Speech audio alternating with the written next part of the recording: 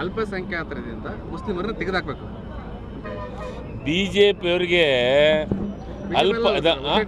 BJP ಅಂತ ಬಿಜೆಪಿನ ವಿರೋಧಿ BJP ಪಕ್ಷ ಬಿಟ್ಟು ಹೊರಗಾಗಿದ್ದು ಮತ್ತು ಬಿಜೆಪಿಯವರಿಗೆ ಎಲ್ಲರಿಗೂ ಈ ಗಣತಿಯೊಳಗ ಮುಸ್ಲಿಮ್ಸ್ ಅಷ್ಟೇ ಕಾಣಕತ್ತಾರೆ, ಬೇರೆದವ್ರು ಯಾರೂ ಕಾಣ್ತಾ ಇಲ್ಲ.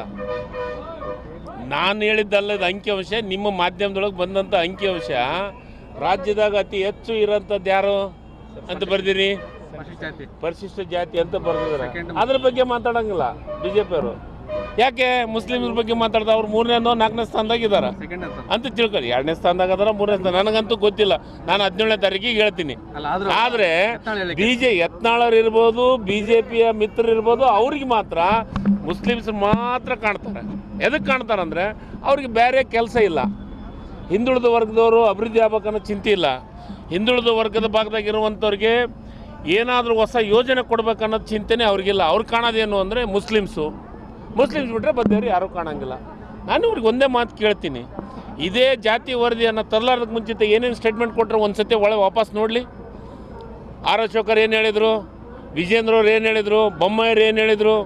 ಆ ವರದಿ ತರಕ್ಕೆ ಸಾಧ್ಯ ಇಲ್ಲ, ಆ ವರದಿನ ಮಂಡನೆ ಮಾಡೋಕ್ಕೆ ಸಾಧ್ಯ ಇಲ್ಲ. ಸಿದ್ದರಾಮಯ್ಯನವ್ರು ಅಕಸ್ಮಾತ್ ಮಂಡನೆ ಮಾಡಿಬಿಟ್ರೆ ಅಂದ್ರೆ ಮನೆಗೆ ಹೋಗಿಬಿಡ್ತಾರ, ಮಠಕ್ಕೆ ಹೋಗಿಬಿಡ್ತಾರ ಅಂತ ಏನೆಲ್ಲ ಹೇಳಿದ್ರಲ್ಲ, ಇವತ್ತು ಹೇಳಿ ನೋಡ್ರಿ. ಸಿದ್ದರಾಮಯ್ಯರಿಗೆ ಒಂದು ಬದ್ಧತೆ ಇದೆ, ಕಾಂಗ್ರೆಸ್ ಪಕ್ಷಕ್ಕೆ ಒಂದು ಬದ್ಧತೆ ಇದೆ, ಡಿ ಕೆ ಶಿವಕುಮಾರ್ಗೆ ಒಂದು ಬದ್ಧತೆ ಇದೆ, ನಮ್ಮ ಪಾರ್ಟಿಗೆ ಎಲ್ಲದಕ್ಕೂ ಬದ್ಧತೆ ಇದೆ. ಬದ್ಧತೆಯಿಂದ ಕೆಲಸವನ್ನು ಮಾಡೋಕ್ಕೆ ಕೊಟ್ಟಿದ್ದೀವಿ ನಾವು. ನೋಡ್ರಿ, 5 ಗ್ಯಾರಂಟಿ ಬಡವರಿಗೆ ಕೊಟ್ಟರೆ ಸಹಿಸಲಾರ್ದಂಥವ್ರು ಅವರು. 5 ಗ್ಯಾರಂಟಿಯನ್ನು ರಾಜ್ಯದ ಜನತೆಗೆ ಕೊಟ್ಟರೆ, ಬಡವರಿಗೆ ಕೊಟ್ಟರೆ, ಸಾಮಾನ್ಯರಿಗೆ ಕೊಟ್ಟರೆ ಸಹಿಸಲಾರ್ದಂಥ ಬಿ ಜೆ ಪಿಯವರು.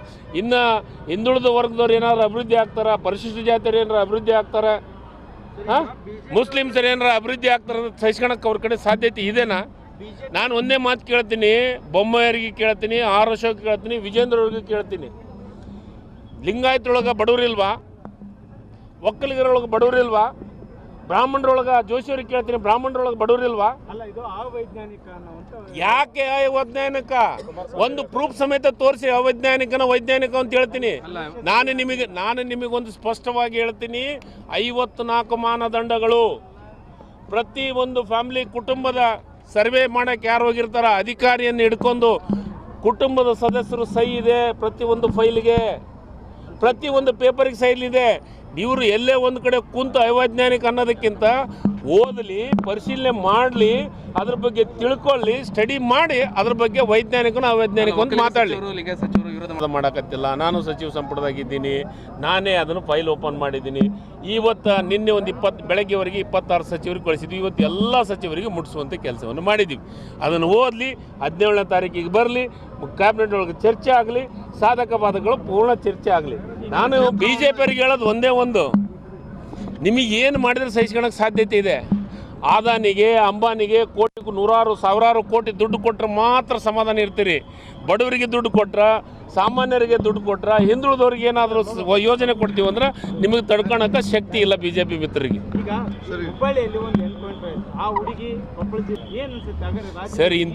ಸರಿ, ಈಗ ಇಂಥ ಘಟನೆಗಳು ಆಗಬಾರ್ದು, ನಮಗೂ ನೋವು ಅನಿಸುತ್ತೆ. ಆದರೆ ಆ ಘಟನೆ ಯಾರು ಮಾಡಿರ್ತಾರೆ ಅವ್ರನ್ನ ಸರಳವಾಗಿ ಬಿಡೋದಿಲ್ಲ, ಅವ್ರಿಗೆ ಶಿಕ್ಷೆ ಕೊಡೋಂಥ ಕೆಲಸನೂ ಮಾಡ್ತೀವಿ. ಅದೇ ಅಲ್ಲ, ನಾನು ಹೇಳಕತ್ತಿದ್ದು ಸರ್ಕಾರ ಸುಮ್ಮಿರೋಕ್ಕೆ ಸಾಧ್ಯನೇ ಇಲ್ಲ. ನನಗೆ ಪೂರ್ಣ ಮಾಹಿತಿ ತಗೊಂಡ್ಮೇಲೆ ಮಾತಾಡ್ತೀನಿ. ಮಾಧ್ಯಮದ ಗೆಳೆಯರಿಗೆ ವಿನಂತಿ ಮಾಡ್ಕೊತೀನಿ ಮತ್ತೊಮ್ಮೆ, ಇದು ಜಾತಿ ಗಣತಿ ಅಲ್ಲ, ಇದು ಆರ್ಥಿಕ ಶಿಕ್ಷಣ, ಸಾಮಾಜಿಕ ಸಮೀಕ್ಷೆ. ಮತ್ತೊಮ್ಮೆ ಹೇಳ್ತೀನಿ, ಯಾರು ಜಾತಿ ಗಣತಿ ಅಂತಾರೆ ಅವ್ರಿಗೆಲ್ಲರಿಗೆ ಹೇಳ್ತೀನಿ, ಇದು ಜಾತಿ ಗಣತಿ ಅಲ್ಲ. ಜಾತಿ ಗಣತಿಗೆ ಮಾಡೋಕ್ಕೆ ರಾಜ್ಯ ಸರ್ಕಾರಕ್ಕೆ ಹಕ್ಕು ಇಲ್ಲ. ಅದು ಏನಿದ್ರು ಕೇಂದ್ರ ಸರ್ಕಾರ ಮಾಡೋಂಥದ್ದು. ಅಲ್ಪಸಂಖ್ಯಾತರಿಂದ ಮುಸ್ಲಿಮರನ್ನ ತೆಗೆದಾಕಬೇಕು. ಬಿಜೆಪಿಯವರಿಗೆ ಬಿಜೆಪಿನ ವಿರೋಧಿ ಬಿಜೆಪಿ ಪಕ್ಷ ಬಿಟ್ಟು ಹೊರಗಾಗಿದ್ದು ಮತ್ತು ಬಿಜೆಪಿಯವರಿಗೆ ಎಲ್ಲರಿಗೂ ಈ ಗಣತಿಯೊಳಗ ಮುಸ್ಲಿಮ್ಸ್ ಅಷ್ಟೇ ಕಾಣಕತ್ತಾರೆ, ಬೇರೆದವ್ರು ಯಾರೂ ಕಾಣ್ತಾ ಇಲ್ಲ. ನಾನು ಹೇಳಿದ್ದಲ್ಲದ ಅಂಕಿಅಂಶ, ನಿಮ್ಮ ಮಾಧ್ಯಮದೊಳಗೆ ಬಂದಂಥ ಅಂಕಿಅಂಶ ರಾಜ್ಯದಾಗ ಅತಿ ಹೆಚ್ಚು ಇರೋಂಥದ್ದು ಯಾರು ಅಂತ ಬರ್ದಿರಿ? ಪರಿಶಿಷ್ಟ ಜಾತಿ ಅಂತ ಬರ್ದಿದ್ದಾರೆ. ಅದ್ರ ಬಗ್ಗೆ ಮಾತಾಡಂಗಿಲ್ಲ ಬಿಜೆಪಿಯವರು.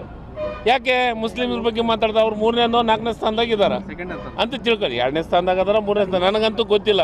ನಾನು 17ನೇ ತಾರೀಕಿಗೆ ಹೇಳ್ತೀನಿ. ಅಲ್ಲ ಆದ್ರೂ ಆದರೆ ಯತ್ನಾಳ್ ಹೇಳಿಕೆ. ಯತ್ನಾಳರು ಇರ್ಬೋದು, BJPಯ ಮಿತ್ರರು ಇರ್ಬೋದು, ಅವ್ರಿಗೆ ಮಾತ್ರ ಮುಸ್ಲಿಮ್ಸ್ ಮಾತ್ರ ಕಾಣ್ತಾರೆ. ಎದಕ್ಕೆ ಕಾಣ್ತಾರಂದರೆ ಅವ್ರಿಗೆ ಬೇರೆ ಕೆಲಸ ಇಲ್ಲ. ಹಿಂದುಳಿದ ವರ್ಗದವರು ಅಭಿವೃದ್ಧಿ ಆಗ್ಬೇಕನ್ನೋ ಚಿಂತೆ ಇಲ್ಲ. ಹಿಂದುಳಿದ ವರ್ಗದ ಭಾಗದಾಗಿರುವಂಥವ್ರಿಗೆ ಏನಾದರೂ ಹೊಸ ಯೋಜನೆ ಕೊಡ್ಬೇಕನ್ನೋದು ಚಿಂತೆನೇ ಅವ್ರಿಗಿಲ್ಲ. ಅವ್ರು ಕಾಣೋದೇನು ಅಂದರೆ ಮುಸ್ಲಿಮ್ಸ್ ಬಿಟ್ಟರೆ ಬದ್ದೇವ್ರು ಯಾರೂ ಕಾಣಂಗಿಲ್ಲ. ನಾನು ಇವ್ರಿಗೆ ಒಂದೇ ಮಾತು ಕೇಳ್ತೀನಿ, ಇದೇ ಜಾತಿ ವರದಿಯನ್ನು ತರಲಾರ್ದಕ್ಕೆ ಮುಂಚಿತ ಏನೇನು ಸ್ಟೇಟ್ಮೆಂಟ್ ಕೊಟ್ಟರೆ ಒಂದು ಸತಿ ಒಳಗೆ ವಾಪಸ್ ನೋಡಲಿ. ಆರ್ ಅಶೋಕರ್ ಏನು ಹೇಳಿದರು, ವಿಜೇಂದ್ರ ಅವ್ರು ಏನು ಹೇಳಿದರು, ಬೊಮ್ಮಾಯಿರು ಏನು ಹೇಳಿದರು, ಆ ವರದಿ ತರಕ್ಕೆ ಸಾಧ್ಯ ಇಲ್ಲ, ಆ ವರದಿನ ಮಂಡನೆ ಮಾಡೋಕ್ಕೆ ಸಾಧ್ಯ ಇಲ್ಲ. ಸಿದ್ದರಾಮಯ್ಯನವ್ರು ಅಕಸ್ಮಾತ್ ಮಂಡನೆ ಮಾಡಿಬಿಟ್ರೆ ಅಂದ್ರೆ ಮನೆಗೆ ಹೋಗಿಬಿಡ್ತಾರ, ಮಠಕ್ಕೆ ಹೋಗ್ಬಿಡ್ತಾರ ಅಂತ ಏನೆಲ್ಲ ಹೇಳಿದ್ರಲ್ಲ. ಇವತ್ತು ಹೇಳಿ ನೋಡ್ರಿ, ಸಿದ್ದರಾಮಯ್ಯರಿಗೆ ಒಂದು ಬದ್ಧತೆ ಇದೆ, ಕಾಂಗ್ರೆಸ್ ಪಕ್ಷಕ್ಕೆ ಒಂದು ಬದ್ಧತೆ ಇದೆ, DK ಶಿವಕುಮಾರ್ಗೆ ಒಂದು ಬದ್ಧತೆ ಇದೆ, ನಮ್ಮ ಪಾರ್ಟಿಗೆ ಎಲ್ಲದಕ್ಕೂ ಬದ್ಧತೆ ಇದೆ. ಬದ್ಧತೆಯಿಂದ ಕೆಲಸವನ್ನು ಮಾಡಕ್ಕೆ ಕೊಟ್ಟಿದ್ದೀವಿ ನಾವು. ನೋಡ್ರಿ, 5 ಗ್ಯಾರಂಟಿ ಬಡವರಿಗೆ ಕೊಟ್ಟರೆ ಸಹಿಸ್ಕೊಲಾರ್ದಂಥವ್ರು ಅವರು. 5 ಗ್ಯಾರಂಟಿಯನ್ನು ರಾಜ್ಯದ ಜನತೆಗೆ ಕೊಟ್ಟರೆ, ಬಡವರಿಗೆ ಕೊಟ್ಟರೆ, ಸಾಮಾನ್ಯರಿಗೆ ಕೊಟ್ಟರೆ ಸಹಿಸ್ಕೊಲಾರ್ದಂಥ BJP ಅವರು. ಇನ್ನು ಹಿಂದುಳಿದ ವರ್ಗದವ್ರು ಏನಾದ್ರು ಅಭಿವೃದ್ಧಿ ಆಗ್ತಾರ, ಪರಿಶಿಷ್ಟ ಜಾತಿಯರು ಏನಾರು ಅಭಿವೃದ್ಧಿ ಆಗ್ತಾರೆ, ಮುಸ್ಲಿಮ್ಸರು ಏನಾರು ಅಭಿವೃದ್ಧಿ ಆಗ್ತಾರೆ ಅಂತ ಸಹಿಸ್ಕೊಳಕ್ಕೆ ಅವ್ರ ಕಡೆ ಸಾಧ್ಯತೆ ಇದೆನಾ? ನಾನು ಒಂದೇ ಮಾತು ಕೇಳ್ತೀನಿ, ಬೊಮ್ಮಾಯಿಯರಿಗೆ ಕೇಳ್ತೀನಿ, ಆರ್ ಅಶೋಕ್ ಕೇಳ್ತೀನಿ, ವಿಜೇಂದ್ರ ಅವ್ರಿಗೆ ಕೇಳ್ತೀನಿ. ಲಿಂಗಾಯತರೊಳಗೆ ಬಡವರಿಲ್ವಾ? ಒಕ್ಕಲಿಗರೊಳಗೆ ಬಡವರಿಲ್ವಾ? ಬ್ರಾಹ್ಮಣರೊಳಗೆ ಜೋಶಿಯವ್ರಿಗೆ ಕೇಳ್ತೀನಿ, ಬ್ರಾಹ್ಮಣರೊಳಗೆ ಬಡವರಿಲ್ವಾ? ಯಾಕೆ ಅವೈಜ್ಞಾನಿಕ? ಒಂದು ಪ್ರೂಫ್ ಸಮೇತ ತೋರಿಸಿ ಅವೈಜ್ಞಾನಿಕನ ವೈಜ್ಞಾನಿಕ ಅಂತ ಹೇಳ್ತೀನಿ. ನಾನು ನಿಮಗೊಂದು ಸ್ಪಷ್ಟವಾಗಿ ಹೇಳ್ತೀನಿ, 54 ಮಾನದಂಡಗಳು. ಪ್ರತಿ ಒಂದು ಫ್ಯಾಮಿಲಿ ಕುಟುಂಬದ ಸರ್ವೆ ಮಾಡೋಕ್ಕೆ ಯಾರು ಹೋಗಿರ್ತಾರ, ಅಧಿಕಾರಿಯನ್ನು ಹಿಡ್ಕೊಂಡು ಕುಟುಂಬದ ಸದಸ್ಯರು ಸಹಿ ಇದೆ, ಪ್ರತಿಯೊಂದು ಫೈಲ್ಗೆ, ಪ್ರತಿಯೊಂದು ಪೇಪರಿಗೆ ಸೈಲ್ ಇದೆ. ಇವರು ಎಲ್ಲೇ ಒಂದು ಕಡೆ ಕುಂತು ಅವೈಜ್ಞಾನಿಕ ಅನ್ನೋದಕ್ಕಿಂತ ಓದಲಿ, ಪರಿಶೀಲನೆ ಮಾಡಲಿ, ಅದ್ರ ಬಗ್ಗೆ ತಿಳ್ಕೊಳ್ಳಿ, ಸ್ಟಡಿ ಮಾಡಿ ಅದ್ರ ಬಗ್ಗೆ ವೈಜ್ಞಾನಿಕನ ಅವೈಜ್ಞಾನಿಕ ಅಂತ ಮಾತಾಡಲಿ. ಸಚಿವರು ವಿರೋಧ ಮಾಡೋಕತ್ತಿಲ್ಲ. ನಾನು ಸಚಿವ ಸಂಪುಟದಾಗಿದ್ದೀನಿ, ನಾನೇ ಅದನ್ನು ಫೈಲ್ ಓಪನ್ ಮಾಡಿದ್ದೀನಿ. ನಿನ್ನೆ ಒಂದು ಬೆಳಗ್ಗೆವರೆಗೆ 26 ಸಚಿವರಿಗೆ ಕಳಿಸಿದ್ವಿ. ಇವತ್ತು ಎಲ್ಲ ಸಚಿವರಿಗೆ ಮುಟ್ಟಿಸುವಂಥ ಕೆಲಸವನ್ನು ಮಾಡಿದ್ದೀವಿ.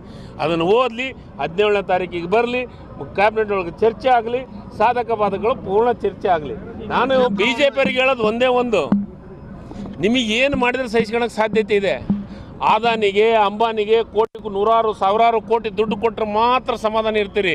ಬಡವರಿಗೆ ದುಡ್ಡು ಕೊಟ್ರೆ, ಸಾಮಾನ್ಯರಿಗೆ ದುಡ್ಡು ಕೊಟ್ರೆ, ಹಿಂದುಳಿದವ್ರಿಗೆ ಏನಾದರೂ ಯೋಜನೆ ಕೊಡ್ತೀವಿ ಅಂದ್ರೆ ನಿಮಗೆ ತಡ್ಕೊಳಕ್ಕೆ ಶಕ್ತಿ ಇಲ್ಲ BJP ಮಿತ್ರರಿಗೆ.